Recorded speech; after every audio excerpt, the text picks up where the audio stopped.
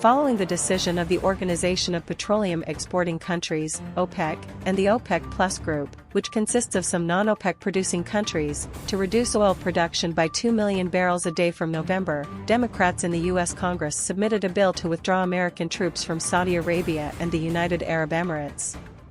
In the bill submitted by the 3 Democrats in the House of Representatives, it was pointed out that there are currently close to 5,000 American soldiers in Saudi Arabia and the UAE, and it was stated that these soldiers should be withdrawn within 90 days after the bill enacted, and air defense systems deployed in the region such as Patriot and THAAD should be removed. In a written statement, the deputies who prepared the bill said, Saudi Arabia and the UAE have relied on the American military presence for their security and oil fields for years. While these countries are actively working against us, we see no reason to maintain our military presence here, made his statement.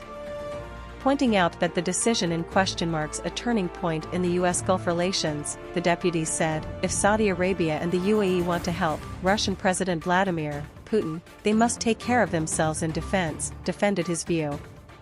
Democratic Senator Chris Murphy made a confession-like statement while tweeting criticizing the OPEC Plus decision. Despite human rights abuses, the ridiculous Yemen war, and their work against U.S. interests in countries like Libya and Sudan, I used to think that the whole point of selling weapons to the Gulf states was that when an international crisis came, the Gulf could choose America over Russia or China, Murphy said. Used the phrase. In March, U.S. President Joe Biden authorized the release of 1 million barrels of oil per day, over 180 million barrels in total, within 6 months from the country's strategic oil reserves.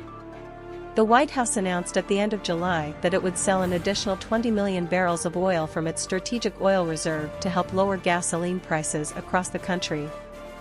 The U.S. administration announced in September that it would sell up to 10 million barrels of oil from the strategic oil reserve. With these sales, the rate of crude oil in the U.S.'s strategic reserve fell to its lowest level since 1984.